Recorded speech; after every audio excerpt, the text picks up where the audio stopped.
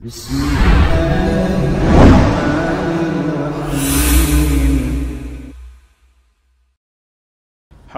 wassalatu wassalamu ala asrafil anbiya'i wal mursalin wa ala alihi wa sahbihi wa man tabi'ahum bi ihsanin ila yaumiddin, amma ba'd.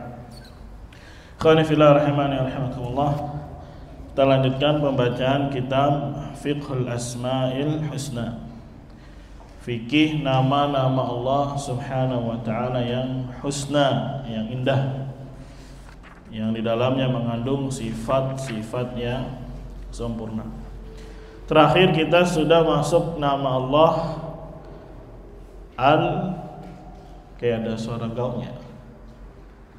Ada yang suara apa? Gema.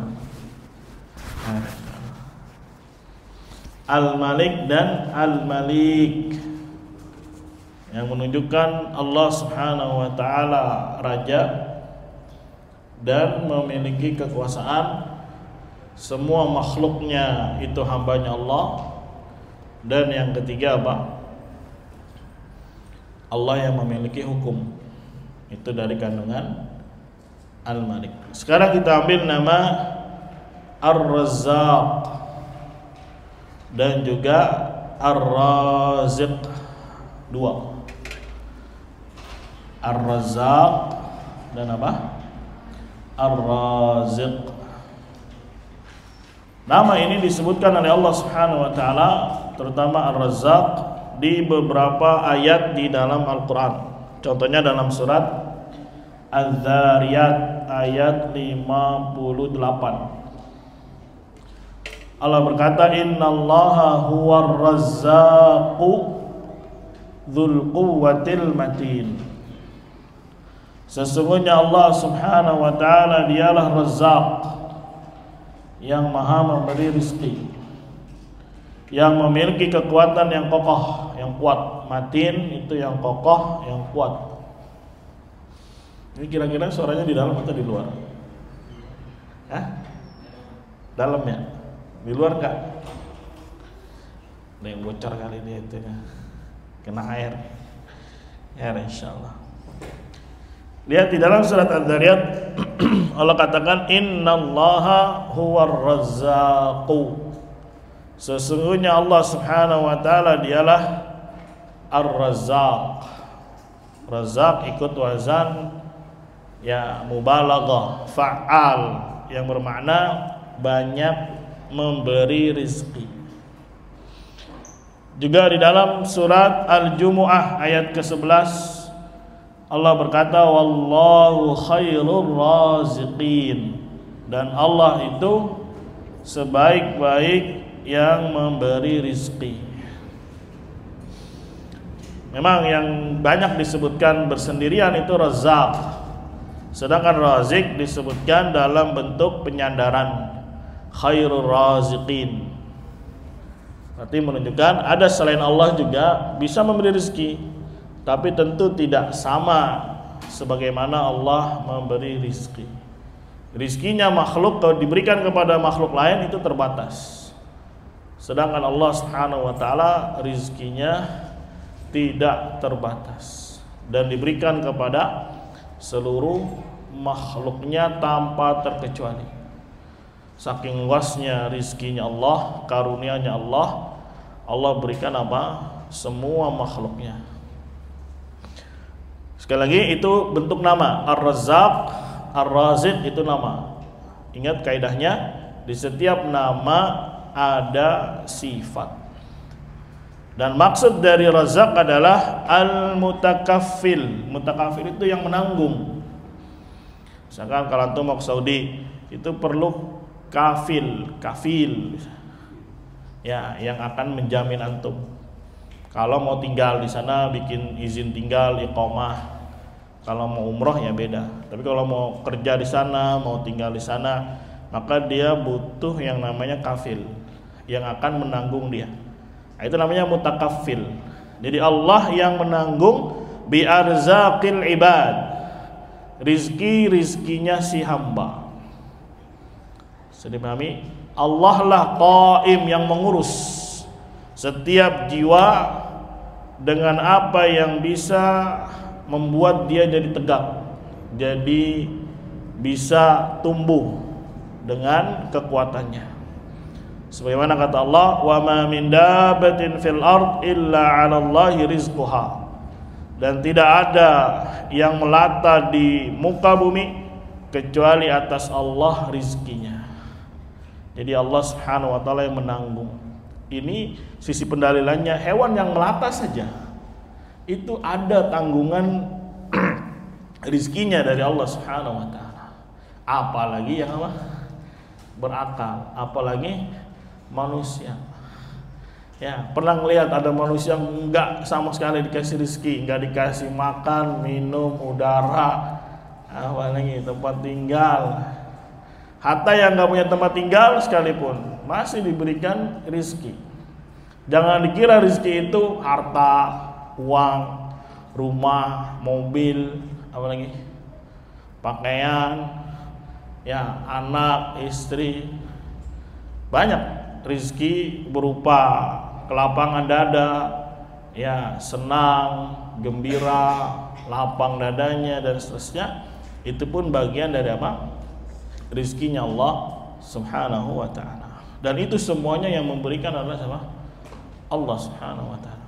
Kita manusia hanya mengambil asbab, cari sebabnya, tapi tanamkan di dalam hati yang memberi rizki adalah Allah Subhanahu wa ta'ala.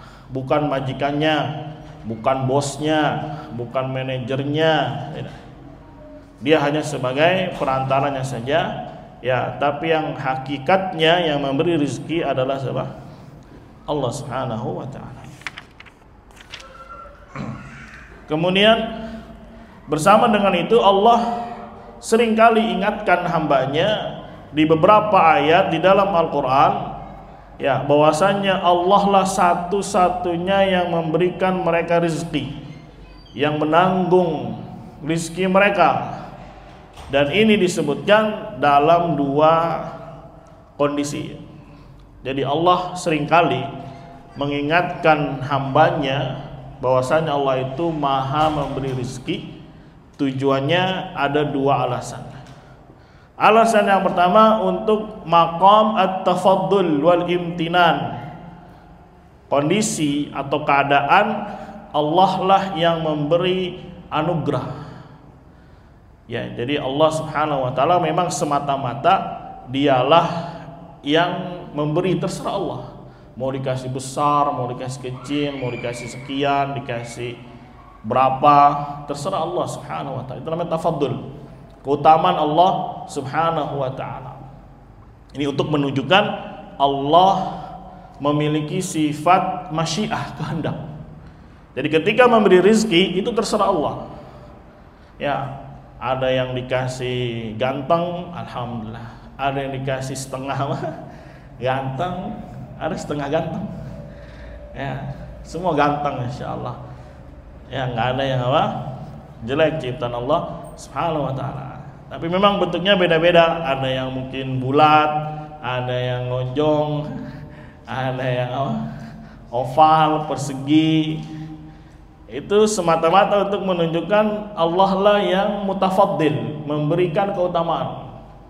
Ada yang dikasih harta sekian M, ada yang 100 juta, 50 juta, ada yang mungkin 100.000. Itu terserah Allah Subhanahu wa ta'ala. Allah yang memberi untuk menunjukkan Allah lah yang memiliki keutamaan. Allah lah yang memiliki apa? Anugerah. Ini satu alasan kenapa Allah Subhanahu wa ta'ala seringkali disebutkan Allah itu yang memberi apa? Rizki. Sebagaimana dalilnya dalam surat An-Nahl ayat ke-72, Allah katakan, wallahu ja'ala lakum min anfusikum azwaja wa ja'ala lakum min azwajikum banina wa hafadatan wa razaqakum minat thayyibat. Allah menciptakan untuk kalian dari diri-diri kalian sepasang atau ya istri, dan menjadikan untuk kalian dari istri-istri kalian ada anak, cucu, kemudian merizkikan kepada kalian yang baik-baik. Afabil batili yu'minuna wa bi ni'matillahi hum yakfurun. Apakah terhadap yang batil kalian beriman dan kepada nikmat Allah malah kalian kufur? Intinya di sini Allah ingin menunjukkan Allah lah yang menganugerahkan itu semua. Apa yang kita rasakan, wa ma bikum min ni'matin fa minallah, dan apa yang ada pada diri kita dari diri kalian, kata Allah Subhanahu wa taala, itu murni dari siapa? Dari Allah Subhanahu wa taala. Ya, dari ujung rambut nih sampai ujung apa? Kaki itu ada rizkinya, ada nikmat Allah Subhanahu wa taala di dalamnya, itu yang beri siapa? Allah Subhanahu wa taala. Jadi Allah ingatkan, Allah yang memberi rezeki, tujuannya apa? Biar manusia ngerti Allah lah satu-satunya zat yang memberikan itu semua. Bukan karena kecerdasan dia, bukan karena bosnya dia, bukan karena relasi dia, tidak. Gampang bagi Allah kalau mau menahan, gampang bagi Allah kalau mau mencabut. Ya, begitu juga mudah bagi Allah untuk memberi. Mau dikasih berapa? 1M, 2M, mudah bagi Allah SWT. Ini sekali lagi untuk menunjukkan Allah lah yang mutafaddil. Mutafaddil itu memberi anugerah, memberi apa? Keutamaannya. Ini alasan pertama kenapa Allah sering ingatkan Allah lah yang memberi rezeki. Supaya kita sadar, ya, jangan sombong, jangan merasa besar, jangan merasa pintar, jangan merasa apa lagi, saya lah yang orang hebat, tidak. Karena yang memberi rezeki siapa? Allah Subhanahu wa taala, satu-satunya zat. Ya, kesehatan dia Allah yang beri. Hanya saja terkadang kita tidak bersyukur kepada Allah Subhanahu wa taala. Ini mata bisa melihat, ini rezeki dari Allah Subhanahu wa taala. Ya, telinga bisa apa? Mendengar. Gigi bisa ngunyah dengan enak. Coba kalau giginya nyelip daging satu aja, gimana rasanya? Kelojotan, tahu kelojotan? Ya, apa namanya? Perihnya lumayan itu, sakitnya lumayan. Ya, lidah nih enak, bisa mengecap, ada rasa manis, asam, pedes. Coba kalau nggak ngerasain, enak bersama, makan nggak ada rasanya. Apaan ini kita dia hambar begini? Bukan makanan yang hambar, namanya lidahnya. Ya mungkin karena dia lagi sakit, hilang apa indera pengecapnya. Ya, padahal itu nikmat rezeki dari Allah Subhanahu wa taala yang kadang kali kita apa? Lupa. Ya, tidak bersyukur pada Allah Subhanahu wa taala. Maka Allah ingatkan bahwasanya memberi itu semua adalah siapa? Allah Subhanahu wa taala. Bisa jalan, bisa gerak nih tangan. Ya, coba kalau lumpuh sebelah, nasallallahu alaihi wasallam, enak. Hah? Ya, makanya kata orang, nikmat itu akan terasa nikmat ya kalau sudah apa? Hilang. Kata dia, wah ternyata benar ya, nikmat bisa jalan itu luar biasa. Coba kalau sudah lumpuh, ya baru dah dia sadar. Mafhum? Atau ada organ tubuhnya yang lain yang tidak berfungsi, nasallallahu alaihi wasallam. Itu sekali lagi Allah terus ingatkan supaya apa? Kita ngerti yang memberikan itu semua adalah siapa? Allah Subhanahu wa taala. Bukan walinya, ya, yang telah wafat atau ulamanya. Ya, man ngeri-ngeri juga belajar apa? Makna tauhid la ilaha illallah. Pertanyaannya, saya dari kecil itu takut sekali sama ulama saya, kata dia. Waduh. Sampai besar kata dia, saya kalau ketemu dia takut sekali. Ya, ini ngeri. Ya, takut terhadap apa? Selain Allah Subhanahu wa taala.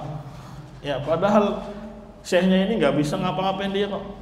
Ya, nggak bisa memberikan mudarat, beri rezeki aja nggak bisa. Ya, maaf, misalkan syekhnya ini nanggung dia rezekinya dari ujung rambut sampai ujung kaki, nggak bisa. Kenapa harus ditakutin? Ya. Tapi alhamdulillah banyak yang orang awamnya, ya semoga Allah berikan mereka hidayah. Paham ya? Ini tujuan pertama, Allah selalu mengingatkan bahwasanya Allah itu Razzaq, Allah itu Razik. Tujuannya apa? Agar kita ngerti Allah lah satu-satunya zat yang memberikan anugerah itu semua. Bukan karena usaha kita, bukan karena kecerdasan kita, bukan karena kehebatan kita, ya, bukan karena privilege-nya. Apa tuh privilege?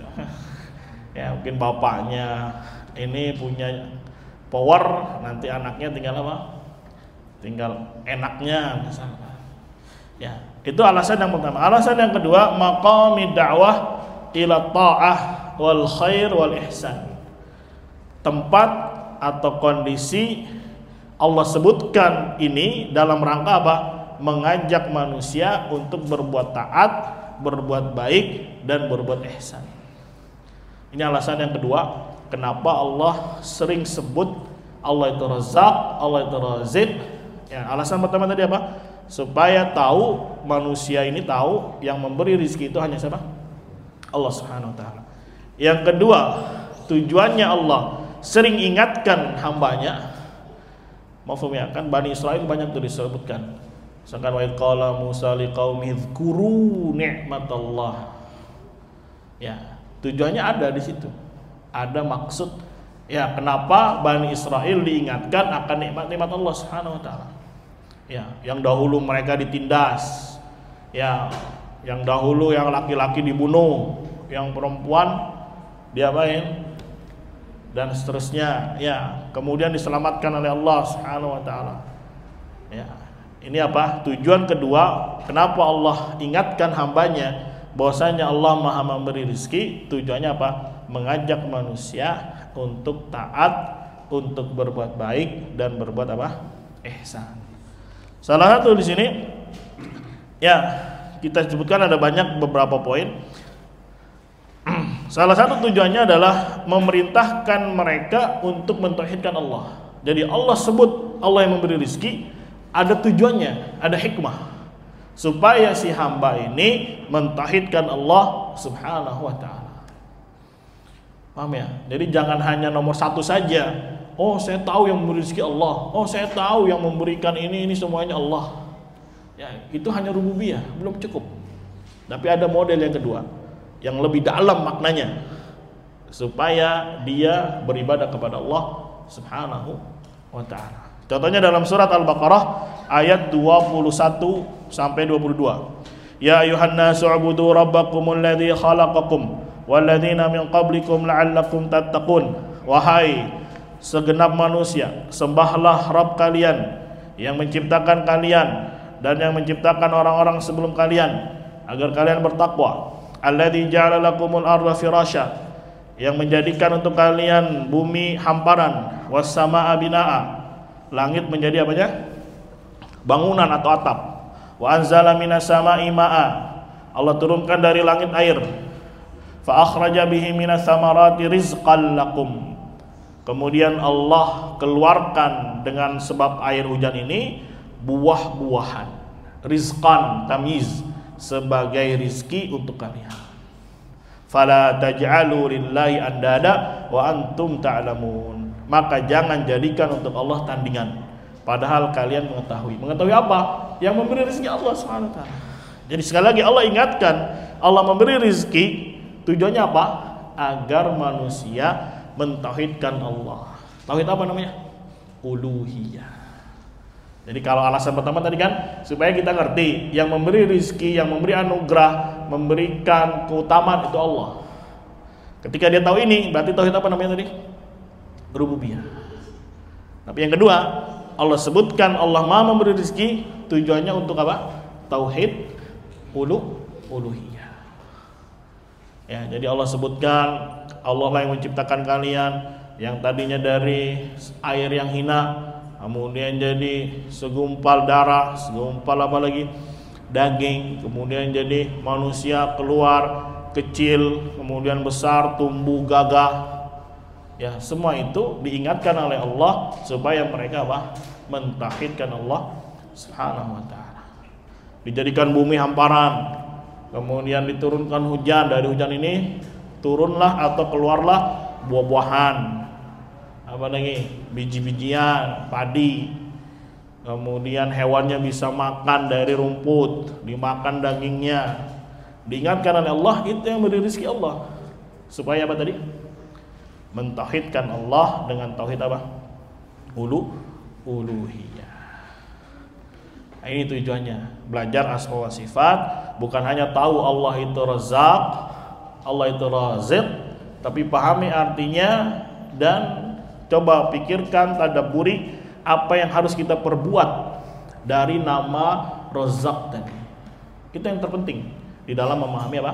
Al-asma wa sifat. Ya, misalkan Allah namanya Basir, jangan cukup tahu Allah Basir artinya Maha melihat. Tapi bagaimana nama ini mempengaruhi karakter kita? Bahwasanya Allah menyaksikan kita, Allah melihat kita, Allah mengawasi kita. Itu yang terpenting dalam belajar apa? Al-asma wa sifat. Ya kalau ngafal doang mah anak kecil yang di TV-TV juga bisa. Ya bahkan sampai bikin terenyuh hati ya dengan indah suaranya. Ya mungkin yang mendengarkannya bisa meneteskan air mata. Tapi pertanyaan selanjutnya, ngerti nggak apa yang dia lantunkan? Ya ini kan pertanyaan apa? Besar yang harus kita pelajari, yang harus kita kaji. Begitu. Ya, pelan-pelan saja kita sudah ngambil nama Allah, Ahad, Rabb, Ar-Rahman, Ar-Rahim. Ya, mungkin ketika belajar, masya Allah ya, ini nama bagus kan. Tapi kalau nggak diulang, besok ngapain lagi? Lupa. Makanya tauhid itu perlu ditajdid. Tauhid itu perlu diperbaharui terus. Ya, ini aja yang belajar tauhidnya seminggu sekali kadang luntur. Ya, apalagi yang nggak pernah belajar. Belajarnya baru kemarin sore, udah mau jadi Syekhul Islam, sudah mau jadi apa? Orang yang paling ngerti tentang apa? Tauhid, gitu. Ya, maka seharusnya tiap hari kita belajar apa? At-tauhid. Ya walaupun diselingi ya bisa aja belajar zikir ada tauhidnya. Bahkan belajar nahwu, shorof bisa disisipkan apa? Tauhid. Ya. Kita mau belajar apa lagi? Ini juga buat para pengajar nih, pengajar SD, pengajar SMP. Apapun yang antum ajarkan, ketika mungkin antum melewati ayat, contoh, ya ajari mereka di dalamnya ada konsep tauhid. Ya, jangan cuma lewatin aja nih, hafalin, baca nih, enggak. Tapi persiapan dulu apa yang saya akan sampaikan dari nilai-nilai tauhid. Ya, supaya sekali lagi terperbaharui. Karena tauhid itu perlu diapain terus? Ditajdid. Tajdid itu diperbaharui. Kayak kemarin anak kasih contoh, makan itu perlu diperbaharui. Perlu lah, kalau nggak makan modar. Ya. Terus mandi perlu diapain? Perbaharui. Coba kalau nggak diperbaharui, budikan. Gosok gigi perlu diapain? Perbaharui. Apa lagi? Kesehatan perlu dilatih terus. Misalkan nih ada binaragawan yang ada ototnya besar-besar tuh. Kira-kira kalau nggak diperbaharui terus gimana ototnya nanti? Kendor atau gimana? Bisa kempes, bisa gendut dia nanti. Terus dijaga sama dia, makannya dijaga, minumnya dijaga, olahraganya dijaga, apalagi makannya nggak boleh sembarangan, biar badannya terus apa? Atletis. Kasihan sebetulnya. Kayak contohnya Ade Rai, itu harus sampai tua harus dijaga terus badannya dia itu. Ya, padahal udah 50 lebih, ya takutan luar biasa. Kalau saya nggak jaga ini, waduh, bisa kendor otot saya, bisa gembrot saya, bisa nggak jadi brand lagi lah dan seterusnya. Ya, makanya dia kalau makan telur aja sehari bisa berapa itu?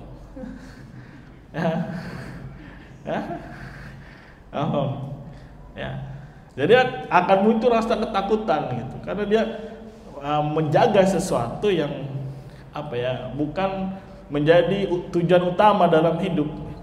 Memang tujuan hidup menjaga otot. Memang tujuan hidup menjaga kesehatan. Enggak. Ya, tujuan hidup adalah menjaga nilai tauhidnya dia. Begitu. Mafhum? Nah, ini yang kita masih bahas poin yang kedua. Allah sebutkan namanya Razzaq, tujuannya supaya beralih ke tauhid apa tadi? Uluhiyah. Yang pertama tadi apa? Memerintahkan bertauhid. Yang kedua dalam rangka membatalkan kesyirikan. Yang kedua dalam rangka membatalkan apa? Kesyirikan. Sebagaimana dalam surat Ar-Rum ayat 40. Rum ini artinya Romawi. Ya, Rum ini apa? Romawi. Kalau Persia apa? Bahasa Arabnya? Hah? Apa? Persia. Hah? Furs apa? Coba tadi cek. Apa bunyi ayatnya? Allahul ladzi khalaqakum. Allah lah yang menciptakan kalian. Tsumma razaqakum. Kemudian memberi kalian rezeki. Tsumma yumitukum. Kemudian Allah wafatkan kalian. Tsumma yuhyikum. Kemudian Allah hidupkan kalian. Saja di sini hal min syurakaikum. Adakah sekutu-sekutu kalian man yaf'alu min dzalikum min syai' yang bisa mengerjakan itu semua ya dari diri kalian? Subhanahu wa ta'ala amma yusyrikun. Maha suci Allah dan maha tinggi Allah dari apa yang mereka sekutukan. Ya, jadi ditantang oleh Allah, adakah sekutu-sekutu kalian yang bisa melakukan apa yang Allah lakukan? Apa tadi yang Allah lakukan? Mencipta, memberi rezeki, menghidupkan dan mematikan. Tapi di sini ada sayangnya Allah memberi rezeki. Ada nggak sesembahan selain Allah yang bisa memberi rezeki? Hah? Orang aja kayak patung misalnya ya, ada lalat aja di hidungnya, nggak bisa digini-gini ya. Hah? Ada yang bisa? Atau diembus-embusin pakai mulutnya? Nggak ada yang bisa. Ya, untuk dirinya saja dia nggak bisa menolak mudarat, ya nggak bisa memberikan dia rezeki. Coba dibiarin aja itu patung, lama-lama juga lumutan, lama-lama juga apa? Kotor, ya kuburan-kuburan. Coba biarin aja, nggak diurus. Siapa yang memperbaharuinya nanti? Nggak ada. Ya, jadi sarang apa? Ya ditumbuhin rumput, tumbuhin pohon, bisa hancur itunya kijingnya gara-gara mungkin kena akar. Ya bahkan dulu yang diserang kebanjiran, siapa yang bisa nolak banjir? Ada ya, katanya didatangi dari berbagai macam daerah untuk dijadikan perantara memberi syafaat dan seterusnya. Giran hujan kebanjiran, pernah lihat? Hah? Ada dia bisa nolak itu hujan ya supaya dia nggak kebanjiran? Nggak ada. Ditantang oleh Allah, ada nggak sekutu-sekutu kalian yang melakukan hal tersebut kepada diri kalian? Makanya Allah katakan maha suci Allah, maha tinggi Allah dari apa yang kalian sekutukan. Dan ingat ya, konsep kesyirikan di masa jahiliyah itu karena minta syafaat dan minta kedekatan, tapi tetap ibadah kepada Allah. Itu dua aja dia lakukan, itu sudah dicap kesyirikan oleh Allah Subhanahu wa taala, pelakunya lah musyrik. Ya, apalagi minta kepada selain Allah Subhanahu wa taala. Enggak ada orang musyrikin di masa Nabi sallallahu alaihi wasallam ya minta kepada selain Allah Subhanahu wa taala. Misalkan minta rezeki, enggak ada. Minta anak, enggak ada. Minta keselamatan, enggak ada. Ya, karena mereka tahu itu semuanya di tangan Allah Subhanahu wa taala. Ya, bukan di tangan tuhan-tuhan mereka, Lat, Uzza, Manat, itu enggak mampu mereka semua. Ini keyakinannya orang-orang apa? Musyrik. Tapi toh kenapa dikatakan musyrik? Karena mereka meminta Tuhan-Tuhan ini supaya menyampaikan apa? Hajatnya, kebutuhannya. Ya, diserahkan rasa harapnya, diserahkan rasa takutnya, diserahkan rasa penghinaan dirinya. Ya, sebetulnya itu adalah bentuk ibadah yang harus diberikan kepada Allah Subhanahu wa taala, malah diberikan kepada selainnya juga. Itulah konsep kesyirikan. Paham ya? Jadi ini poin yang kedua, kenapa Allah sebutkan Allah itu Razzaq, untuk membatalkan kesyirikan, untuk membantah kesyirikan, untuk menjadikan syirik itu perkara yang batil. Ya, perkara yang apa? Batil. Kemudian yang ketiga, Allah sebutkan Allah itu memberi rezeki dalam rangka memerintahkan manusia untuk berinfak. Sebagaimana dalam surat Al-Baqarah ayat 254. Ya ayyuhalladzina amanu anfiqu mimma razaqnakum. Wahai orang-orang yang beriman, berinfaklah dari apa yang telah kami rezekikan kepada kalian. Jadi diingatkan, ya, kalian dapat rezeki sekian, ya, dihitung-hitung, ada enggak zakatnya di sana? Kalau ada, keluarkan. Ya, kira antum menyimpan emas 1 kilo di rumah, masya Allah. Ada yang nyimpan emas 1 kilo? Hah? Ada aja kali ya, namanya orang. Ya, dihitung, maka ada zakatnya. Atau dia ini punya kambing melebihi 40, itu ya ada zakatnya. Ya, ada apa? Ada zakatnya. Maka Allah ingatkan, bayar infaknya, bayar zakatnya sebelum datang hari. Tidak ada lagi perdagangan, tidak ada lagi persahabatan, tidak ada lagi syafaat. Ya, jadi harta ini punya haknya yang harus dikeluarkan. Ya, jangan yang kayak lagi rame, ya, setiap apa-apa dikiasinya sama zakat. Ya, tanya pajak ini kayak apa? Zakat, jauh berbeda. Ya, pajak itu mau minum aja, beli gelas, beli botol ini aja, kenapa ya? Kena pajak. Ya, berapa sekarang pajak? 12 atau 12? 11? Masya Allah ya. Ya, berarti mendingan beli di warung kecil aja ya.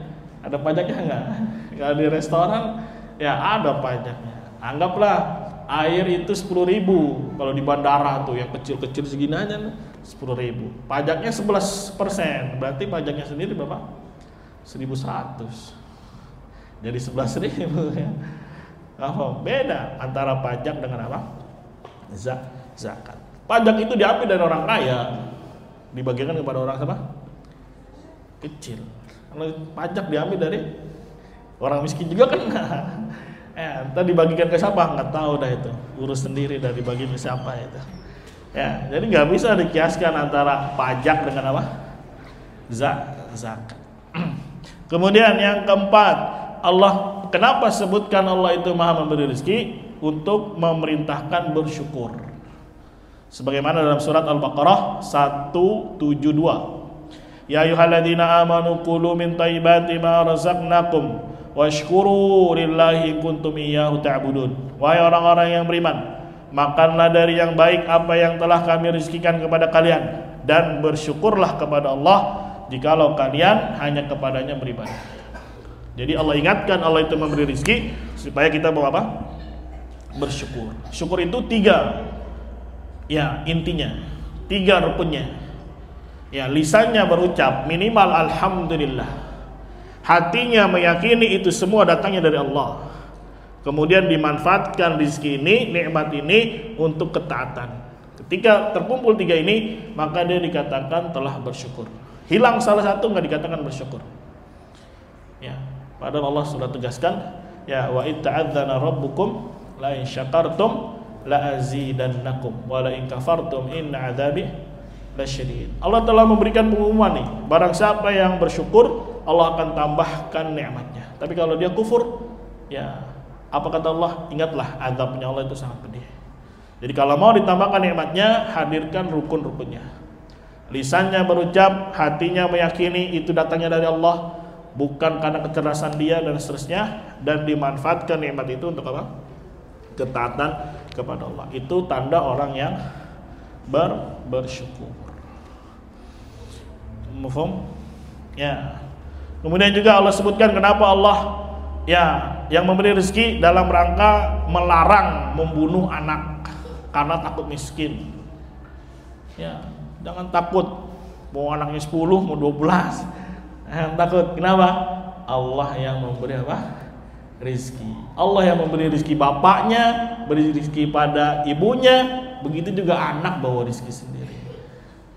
Ya, kadang bukan karena nggak percaya Allah yang memberi rizki, ya, cuman malas aja, repot ngurusin bayi, repot ngurusin apa, bocah. Ya. Padahal bapak-bapak kita dulu anaknya 10 biasa-biasa aja, ya. Ya. Engkongan aja anaknya berapa tuh? 9 apa? Meninggal berapa? 2 atau 3? Masya Allah banyak. Ya, buyut anak tuh. Ya, anaknya berapa? 12 atau berapa? Ya, ini tanah itu dari punyanya buyut juga ini, alhamdulillah, nikmat dari Allah Subhanahu wa taala. Ya, katanya ada dapat cerita doang. Jadi ada tuan tanah dulu di Jurumudi punya anak satu-satunya perempuan, masya Allah. Ya, dinikahkanlah sama lelaki yang namanya, pokoknya nggak tahu namanya, orang panggilnya Ning aja. Ya, nikahlah sama si Ning ini. Ya, kuburannya di sini nih yang masuk ke belakang itu, yang belok ke kanan. Makanya dulu sini namanya kan Gang Keramat, banyak kuburan. Ya, pas kena gusur, kuburannya kena. Akhirnya dibongkar. Karena sempat lihat tuh masih ada tulang-tulangnya sedikit, dipindahin ke mana? Belakang. Ya, akhirnya dia nikahin itu anak tuan tanah. Ya, punya anak 11 atau 12. Masing-masing anak berapa hektar dikasih. Nah, salah satunya ini. Ya. Tinggal cucunya ini berarti generasi keempat ini, dapatnya cuman jatahnya segini-segini ini. Alhamdulillah, nikmat dari Allah Subhanahu wa taala. Mafhum ya? Jadi ini kenapa Allah sebutkan Allah mau memberi rezeki agar melarang jangan membunuh anak. Ya. Mafhum. Beda kalau mungkin Allah belum kasih dia rezeki anak, beda. Tapi kalau misalkan dia wanita yang subur, wanita yang masya Allah ya memiliki bobot bebeknya bagus, nggak boleh apa dia khawatir dari rezeki apa anak-anaknya. Kemudian juga di sini Allah sebutkan untuk manusia ya luzum takwa, menetapi ketakwaan ya supaya dia terus bertakwa kepada Allah Subhanahu wa taala. Dan beberapa alasan lainnya ya, sampai pada kesimpulan rizki Allah itu ada dua jenis, rizki am dan khas. Rizki umum itu diberikan ke semua makhluknya, tidak terkecuali, mau yang kafir, yang mukmin, yang muslim, yang fajir, yang maksiat, semua dapat rizki Allah. Berupa apa? Hidup, itu rizki dari Allah SWT. Makan, minum, oksigen, harta, rumah, istri, anak, dikasih semua oleh Allah SWT. Itu namanya rizki apa? Am. Tapi ada model yang kedua, rizki apa namanya? Khas, yaitu iman. Ya, dikasih dia iman yang benar oleh Allah Subhanahu wa taala. Itu rizki dari Allah Subhanahu wa taala. Mafhum? Ya, kemudian dikasih ilmu yang nafi', yang bermanfaat. Itu rizki dari Allah Subhanahu wa taala. Ya, kemudian dimudahkan untuk beramal soleh. Itu rizki dari Allah Subhanahu wa taala. Bisa tadabbur baca Al-Qur'an, itu rizki dari Allah Subhanahu wa taala. Ya, jadi jangan dikira rezeki itu cuma makan, minum, selesai. Kalau gitu apa bedanya dengan orang-orang kafir, orang-orang musyrik? Bahkan apa bedanya dengan hewan? Hewan kira-kira dikasih makan? Kasih. Ya, kasih minum, kasih nafas, bisa dia lari, bisa santai, bisa tidur. Tapi rizki yang paling besar adalah rizki apa? Hati, iman, ilmu, amal soleh. Itu pun rezeki dari Allah Subhanahu wa taala. Kemudian ketika kita tahu ada dua model rezeki am dan khas, ya, maka Allah mentahdir, memperingati jangan selalu mengejar rezeki yang am. Karena dia fana. Ya, berapa lama sih ya bertahannya harta, anak, ya, istri, rumah, mobil, motor. Ya, jangan terlalu ambisi terhadap apa sesuatu yang fana. Maka kejarlah rezeki yang apa? Yang khas. Dan jangan menyibukkan diri. Ingat, jangan menyibukkan diri dari ketaatan kepada Allah. Bukan berarti kita tidak boleh mencari rezeki yang sifatnya am. Boleh, selama tidak mengganggu ya rezeki yang khas tadi. Ya, dia korbankan yang khas guna meraih yang apa? Am. Ini keliru. Padahal rizki yang kekal itu rizki yang mana? Yang khas. Ya. Kalau kita cari capek potong banting, dapat gaji sebulan, paling habis berapa hari? Biasanya udah dompet udah tipis. Ya. Tapi kalau yang dikejar adalah mafhum rizki yang khas, insyaallah taala pintu-pintu dunia juga dibukakan oleh Allah Subhanahu wa taala. Bahkan dia ngejar sendiri. Ya, kan dulu ada yang kayak animasi dia ngejar-ngejar duit. Ya dia kejar, ininya taruh di sini, nggak dapat duit. Emang begitulah karakter dunia. Ya ketika dapat juga habis. Tapi kalau dia ngejar akhirat, maka dunia itu ngikut di belakang. Ngikut dia, merasa hina. Bukan kita yang menghinakan dunia, tapi dunia yang datang di belakang kita merendahkan diri. Nah, ini janji dari Allah Subhanahu wa taala. Wa fis samaa'i rizqukum wa ma tu'adun. Ya, dan dari langitlah rizki kalian dan apa yang telah dijanjikan untuk kalian. Ya, sebagaimana kisahnya siapa dulu yang seorang ulama punya anak 10, perempuan semua. Ya, bapak mau kemana? Mau nuntut ilmu dulu. Sono ada daurah ibaratnya, ada ulama pada datang.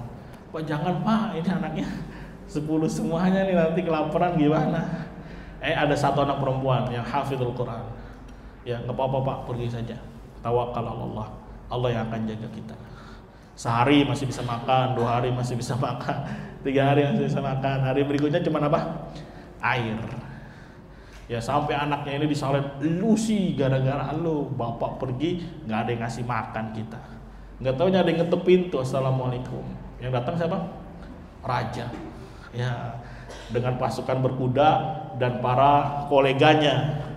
Ya saya haus katanya. Ada nggak air? Ya emang itu doang di rumah kita adanya. Air, dikasih air semuanya. Ya minum dengan segar. Kemudian kata rajanya, ya barang siapa yang mencintai saya, lemparkan duit buat dia. Dilemparin duit sampai pintunya nggak bisa kebuka. Saking awalnya tuh banyak duit, pintunya nggak bisa dibuka nih. Ya jadi di kantong itu isinya emas duit. Ya akhirnya saudara-saudaranya muji anak yang ini yang umur 10 tahun ini. Masya Allah, jazakillah khair. Ya, maaf. Itu rezeki dari Allah Subhanahu Wa Taala. Ya bahkan bisa jadi tak terbatas. Mafhum ya? Nah, ini yang harus kita pahami. Allah a'lam bishawab. Ada pertanyaan? Hasil curian juga rezeki dari Allah. Ya, dia nyolong terus dapat dia nikmati, itu pun rezeki dari Allah. Jadi apa yang bermanfaat untuk dia, ya baik kehidupan dunianya maupun akhiratnya, itu rezeki dari Allah Subhanahu wa taala. Nah, pelan-pelan saja belajar al-asma wa sifat. Jadi apa yang kita ambil namanya? Ar-Razzaq dan apa? Ar-Raziq. Artinya Allah yang menanggung semua rezeki. Tapi juga jangan leha-leha gitu. Ya ambil sebab. Ambil apa?